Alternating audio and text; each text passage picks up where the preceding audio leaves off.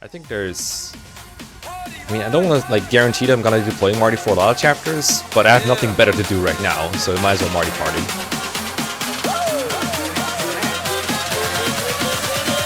Every day I'm shuffling. Oh, Marty getting slim.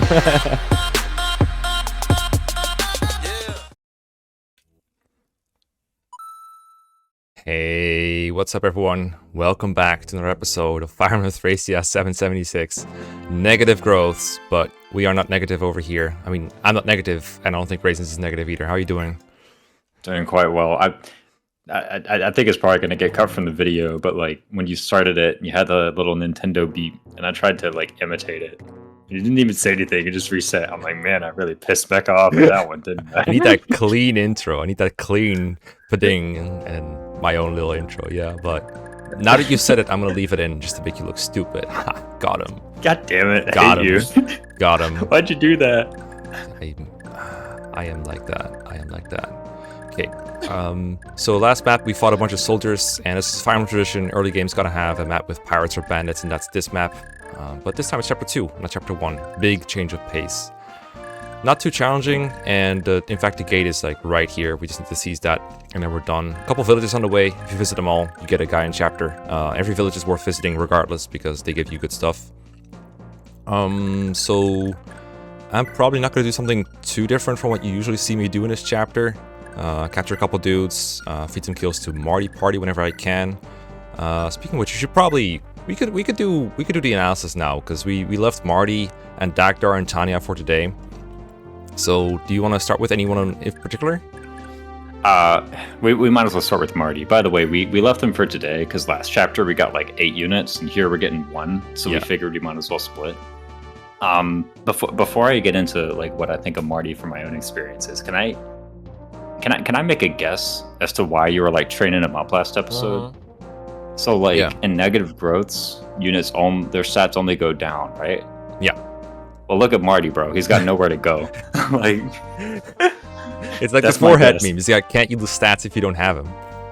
Ooh, forehead. We're actual genius out here. Wait, was I right, or was there like some other even bigger brain meaning that you had? No, that's basically it. The idea that I had was that Marty, when he's already at 0 speed, for example, he can't lose any more speed. But funnily enough, I might as well add this now that you've asked. There was I don't know if it was a bug or a feature of the last version of this patch, where if a character has 0 in stats, but they would gain some in promo gains, and for example, Marty would level speed here, and he would promote, the game would remember that he lost speed, kind of like in the games with reclassing features, for example, and so he would gain less speed on promotion if he gained speed before, even though he didn't actually lose anything. You know what I mean? Like the game would remember his stat losses even though he's at 0, so he would basically be in speed depth if he gained a speed level up, for example. But that has been fixed / changed depending on whether you view it as a bug or not. Ultimage, the guy who made the patch, offered to change that, and so Marty's no longer hurt by this, which means that his promotion bonus will be paid in full to him regardless of his bad luck before promotion, which means his stats will actually be somewhat reasonable if we get him there. It sounds good. I don't think I've ever gotten Marty to level 10, so I'll be ready to see what it looks like. That's about all I got. I mean, I guess I could talk about... You want to talk how Marty is in the normal game now? Yeah, I mean, if you didn't really try to use him, then that's probably enough. Like, that says a lot, probably. Like, I mean, he's not very appealing looking, or stat-wise. Come on, everyone's given him a go at least once, right? Like, at least once. But like, yeah, I mean, Brigand with 0 skill, 0 speed.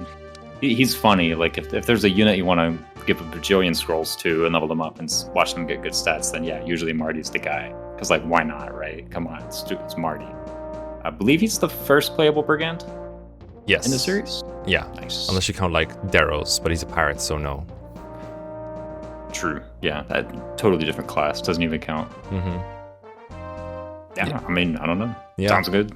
Yeah, Marty is like one of the most lopsided characters in the series, and those are usually the funniest when he has like 0s in certain stats, but like HP and Constitution in droves. That's when you know you got a very interesting character, to say the least. I wouldn't say he's great for like negative growths, but what I find appealing about him is his only good growths are HP and build, both of which he lost on his first level up.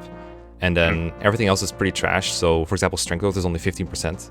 So he's probably going to lose like 1 point of that somewhere along the way, maybe 2. But generally, he'll keep his 8 strength and get a promotion bonus of some kind. But then his promotions for skill and speed are like 6 or 5 each, if I recall. So that's actually like going to be halfway decent compared to the other options we have. So I have some faint hopes that Marty will be usable. And when I played this on the stream, I actually did promote Marty, but he had his speed cut a little bit, I think, by that bug I mentioned before, so that was kind of rough. So I'm hoping he's here for revenge. Normally, what I use Marty for in these games is if someone captures something, he can take it off of them and drop them like I demonstrated in Chapter 1. That's usually all he does, maybe like some funny kills here and there. The one redeeming factor about Marty that I can mention, he doesn't have any skills, but the one redeeming factor other than the high HP and build is that he has a D rank in Axis, and so he can use the Brave Axe. So if you want him to be, I wouldn't say good, but like okay at combat, he can double enemies with the Brave Axe, which of course is something anyone can do, but the fact that he can do it to redeem himself and make himself acceptable at combat is better than nothing. But generally, I mean, he's a meme for a reason. I mean, look at his face. He's just a good meme character. One of the few front-facing units in all Fire Emblem, right? Yeah. I it's guess like, so. What, him, Lex, Yuri? I don't know who else. I don't know if it really improved him, but hey, it works for me. Works for me. How about Tanya, right? Did you use Tanya or not? I'm curious. She seems like a character you'd like. Wow, I mean, what do you mean a character I'd like? No, I mean, she's cool. I never used her. But like when she was free to deploy, I think I would deploy her. And then from time to time, I'd be like, okay, this is it. This is the run where I train Tanya. And then I get done with the Manster arc, and I'm like, oh, I got Tanya back? That's stupid. Let me like deploy my other unit. Let me like deploy Fergus and Asbel instead and whatnot. It seems like the cooler thing to do. Oh wait, but you got to go to a Gaiden to get her. That's right. Dang it. Oh, I mean, like she's pretty good in the Gaiden, I hear. Yeah, she's interesting. Well, it's probably easier to talk about that part when we get to the Gaiden chapter. For now, like I said, Tanya's free to deploy, so there's no reason not to make use of the things she can do instead of focusing on the things that she cannot do, because there are some pros to using her, just like there's pros to using Rebecca and there's pros to using Naomi for the short terms that they're like available for free in like Walt and Dorothy and stuff. Even if it doesn't much, it's still a benefit to you, and then you still have the option to drop them off and not do anything with them all. And she's built similarly to Rebecca and Naomi too, like she's fast, low strength, so a bit fragile, but more of a dodge tank / glass cannon later on. But her growths are good enough to get through, and she gives some support bonuses to good characters like Orson and Dagdar. I believe she gives both a support bonus. I always get mixed up who supports who exactly, but I know she helps them out.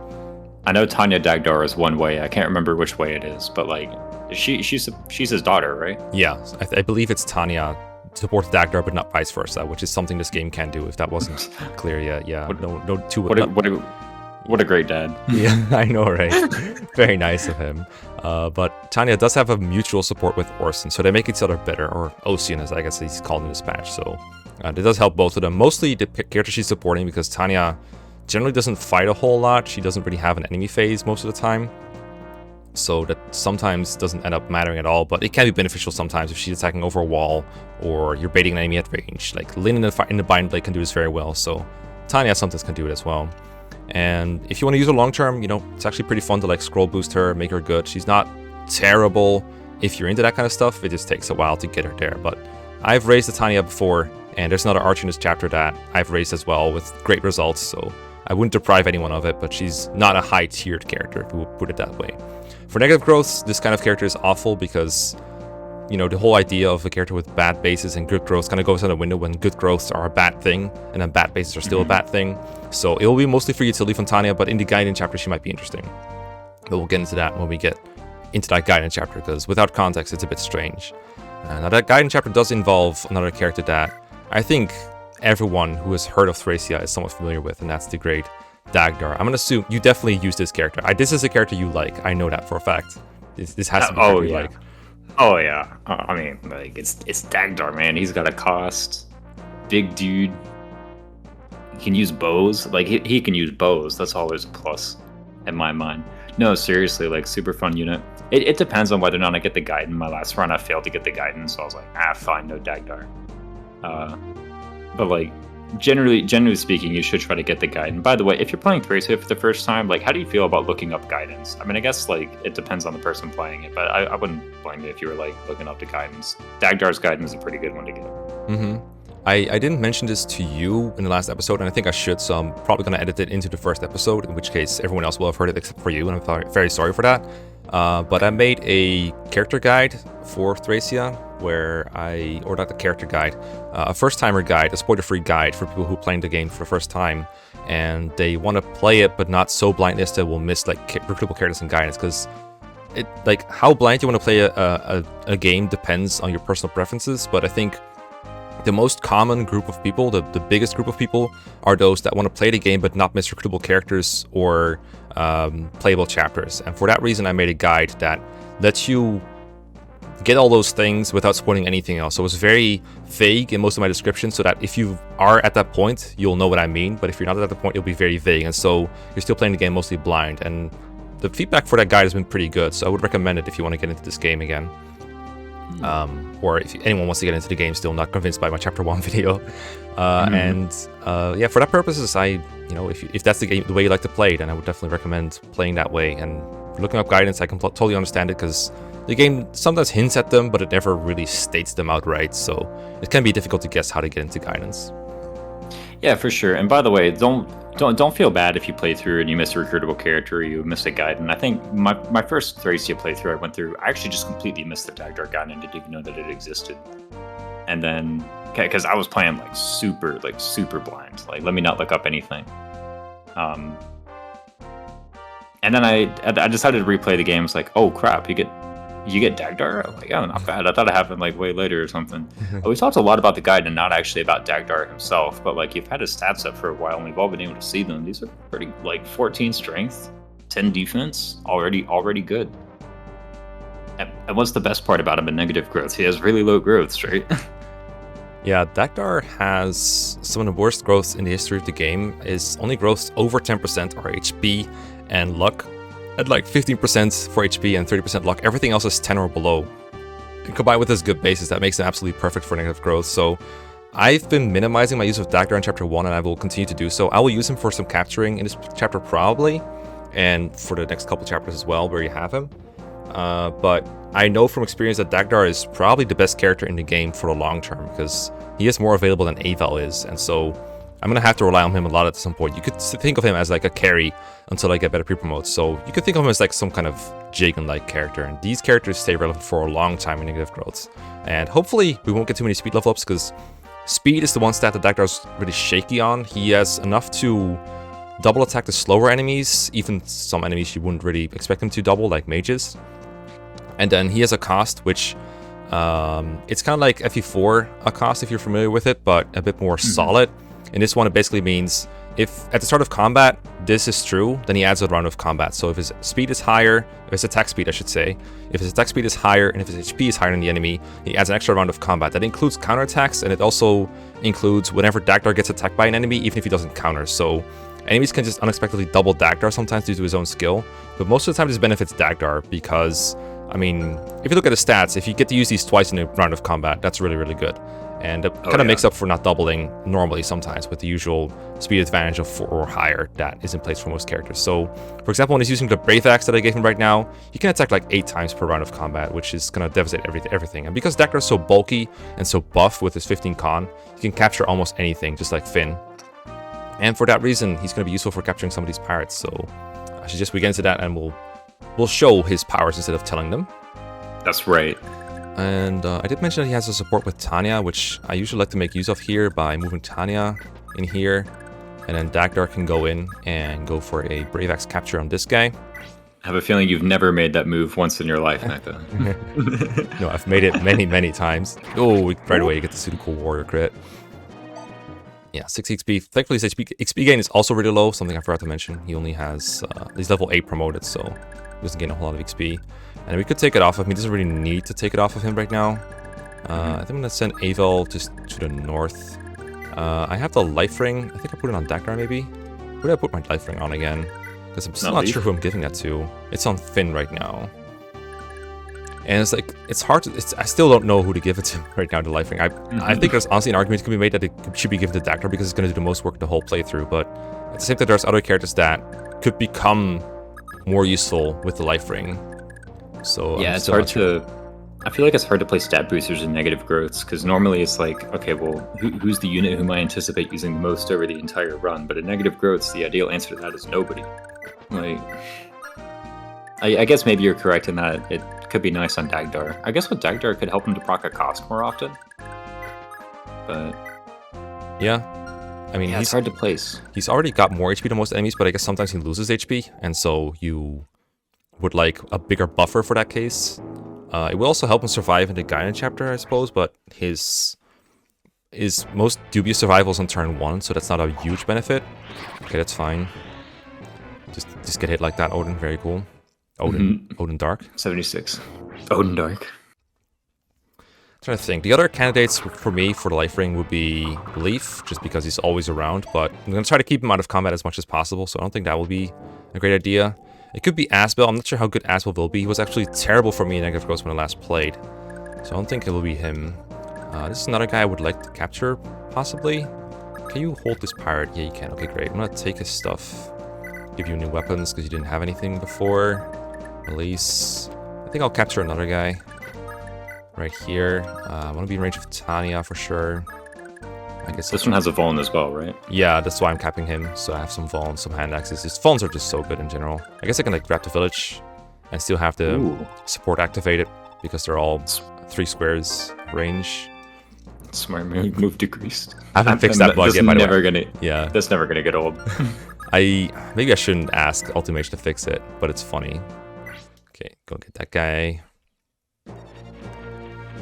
Yeah, I know we were talking about like a cost on Dagdar stats and this and that. To be completely honest with you, Mekkah, I didn't tell you this a moment ago, but to be completely honest with you, when you say Dagdar, my first thought of him just getting like pelted by Ballista. Which like obviously isn't really a good look, but it's funny, so it's a plus in my mind. It makes me want to use him more that he gets so like abused by Ballista. It's a legitimate drawback of using Dagdar, the Ballista thing, and also long-range magic becomes very common later in the game, and Dagdar's really bad against that. Even just like on a regular 1-2 range mage, like a Dark Mage, another very common enemy type later in the game, can be very annoying for Dagdar to deal with, so I'm gonna put him here, and maybe even use a Vuln, because I don't really like that he's at like 14 HP. This is a question that's like entirely disconnected to what we see here, but when Thracia enemies are determining who to attack, what do they consider? And if they consider doubling, do they consider a cost at all? Like, would a Ballista see that it quote-unquote doubles Dagdar? I don't recall, but there's a couple chapters where we'll be able to find out, I guess.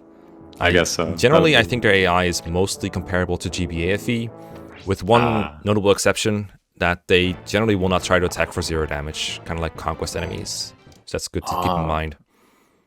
True. And I love we have hunters here too.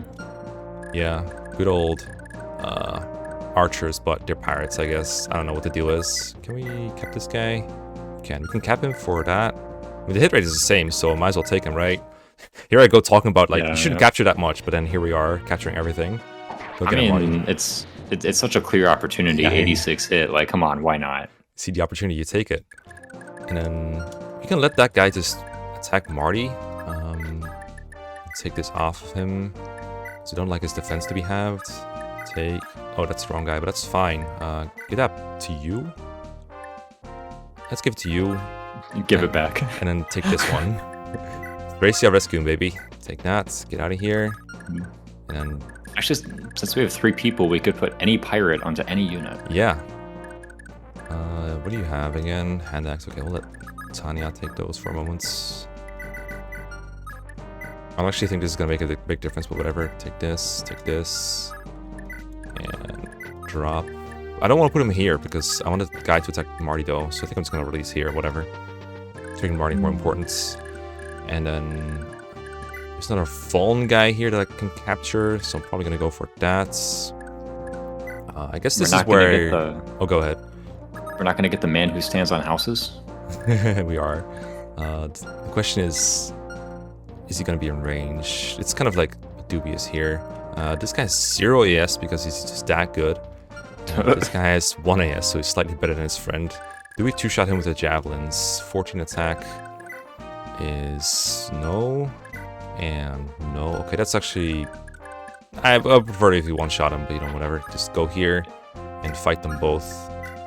It's one of our goals to level up Finn anyway, right? So Yeah, exactly. That's why I'm doing it. At some point, I need to level him, and then you can visit the house with Avel. There's no way they'll attack Avel over Finn, so this is fine. And we'll grab Man That Stands on Houses, the best character in Thracia. Ronan Dark. Ronan Dark. Ronan. And this will be the one character that we actually recruit this chapter. So I have a reputation for using Ronan that a lot of people know, but what I'm curious about is, have you tried Ronan at all? I think the first time I tried Ronan was after hearing about your reputation of using Ronan, so it's probably going to be a bit clouded here. No, I mean, Ronan's pretty funny. I think I would deploy him pretty much about as often as I deployed Tanya, which is like, you know, enough to try him out if they were free. It was kind of difficult whenever I got my units back, because I got Ronan back around the same time I got Selfina back, and I was like, okay, I can deploy this unit instead. Oh, Robert. I liked Robert too. I don't know about him, but like, again, I'm talking about other archers and whatnot, so it's kind of hard for Ronan to really stand out there. I think he's a cool unit. I think some people are kind of annoyed by one of his growth rates in particular. Yeah. Being exceptionally high. I don't really mind it. Like, come on. Like, come on, guys. Can we make weird units just once ever? Like, people getting so upset over that. What are his skills again? He has Adept. That's it. Ooh.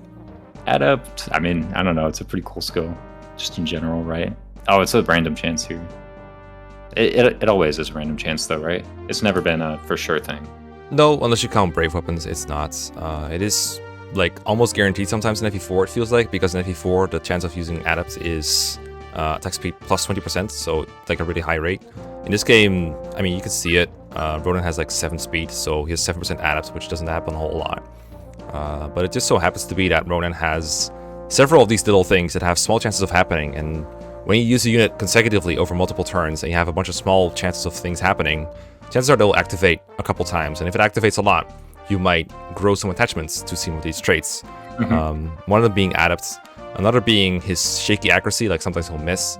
Another one being that he has a movement star, not just 1, not 2, but 3.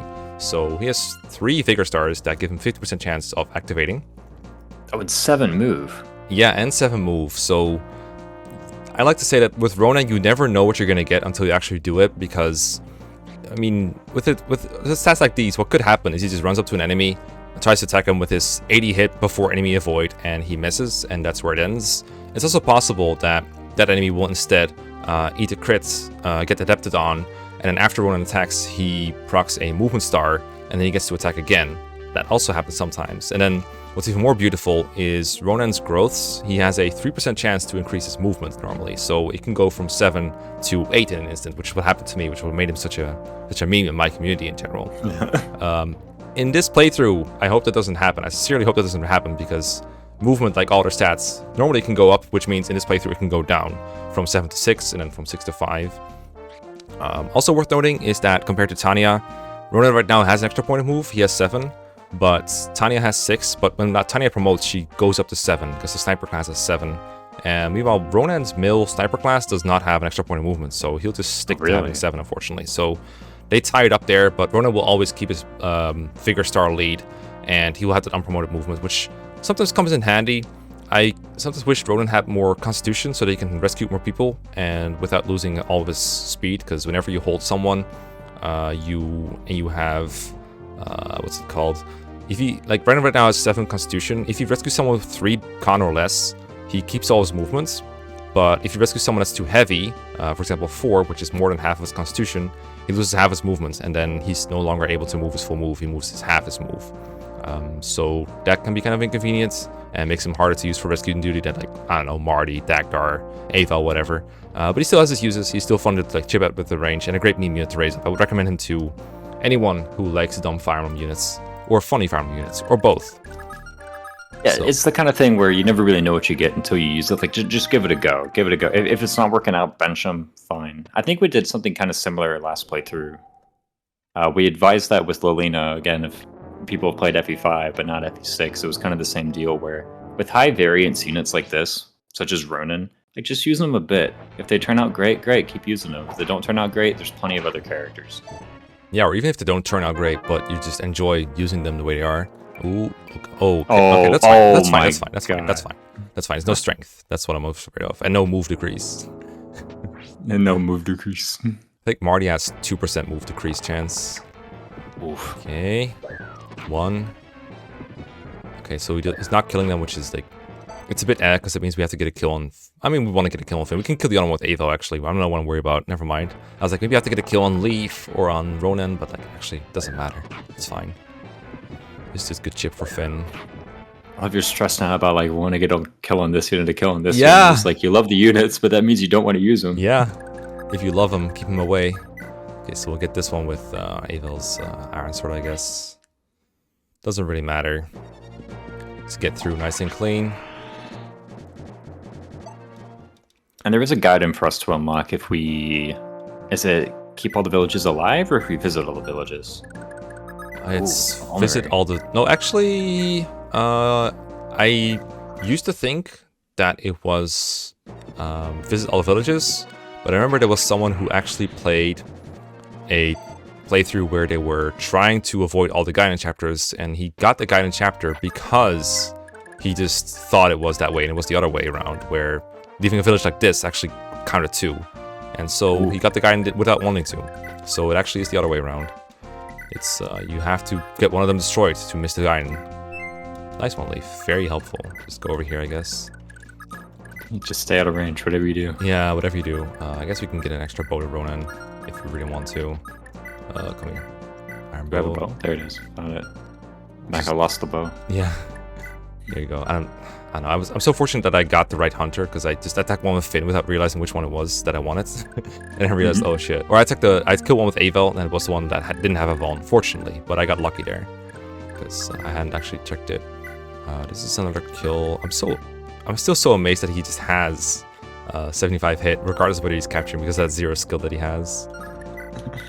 He did lose some hit though, because he lost a luck point, right? Luck is 1-to-1 to hit in this game, right? I do believe so. Yes. These kind of things, I feel like I should know them better, but I don't. The unfortunate thing is, capturing does lose them too much strength to capture properly, and I put my units in an awkward way where they can't. I mean, Tanya could weaken him, but I'd rather just feed the kill them already guaranteed. I already capped a bunch of units in this chapter. I'll just go for a normal kill here. Yeah, and I think it's just an Iron Axe. You'll get more of those. Yeah. Never mind. Whatever. That's fine. I mean, we could do the same thing. We just leave him here and just keep going. We do want this village though, which will get us a speed ring. And that one I think I will give to Darkdar. Speed ring, move decreased. So that one is +3 speed, not just any normal speed wing like 2. This is the real deal. This is 3 speed. This is really good. Oh wow. And I can't really think of a better candidate than Darkdar, because like I said, his speed is kind of shaky. Normally I give it to Leif, because it will let him double and make him much easier to train. Because I don't want that. There's no point. Yeah, if Dagdar's speed is like just right on the edge of being good, because I think speed is the one stat where this rule really applies. Because speed is such an all or nothing thing. You either double and your speed is amazing, or you don't double and your speed is rubbish. And like if you take a unit who's like, gosh, they're almost doubling a lot of units, definitely give them the speed ring, the speed wing. I think that applies to pretty much every single game. Yes, definitely. It's also like a very benchmarky stat, you know. It's like if you hit a certain threshold, you gain such a huge advantage over your enemies with it. I'm gonna just take a short bow. I don't know, man. I don't know what I'm doing. I could probably sell these at a shop at some point, but I can. Like I said, there's a prep shop later, so I don't really have to stress about item management that much. Okay, so then you're gonna take on that guy. Although we could seize this turn as well. We got all the villages, but I mean, we might as well farm some pirates, because why not? Let me fight this boss with Avel. I would talk about the boss, but there's almost nothing to say about him. He's just a generic warrior. It is funny though that Thracia makes you face promoted bosses. Like in chapter 2, it's like a good sign for game design.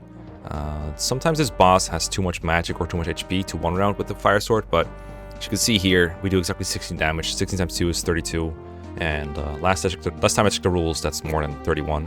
So we can kill him with the fire sword. Yeah, I think so.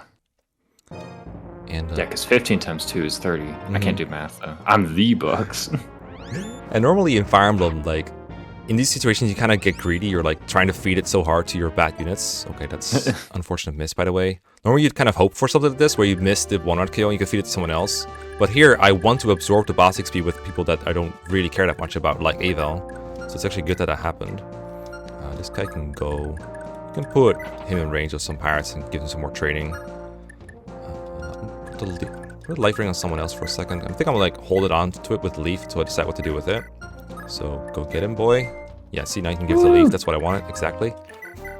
You planned that one out. And then Mekkah's just RN this whole run out already, you know. Exactly. Thracia RNs are very easy to burn accidentally, so that's a lot better than what I can actually do, trust me. Yeah, you burn one if you like line up an attack at a diagonal, right? Or is that so. Radiant Dawn? I think so, yeah. I always say it wrong, so I'm a bit scared to make definitive statements on exactly how you do it. But I know, for example, if you open the options menu, you set it to a certain RN seed. So it can go that fast. Or if you... I think if you switch between, like, weapons that you want to use in combat, like if I'm checking how Marty does with an iron axe and then check a steel axe, that burns RNs, I know that much. And then going around corners as well is also burning RNs. Like, everything movements. Yeah. So that's why I like to say that like breathing burns RNs in Thracia, even though it's not strictly true. Goodbye.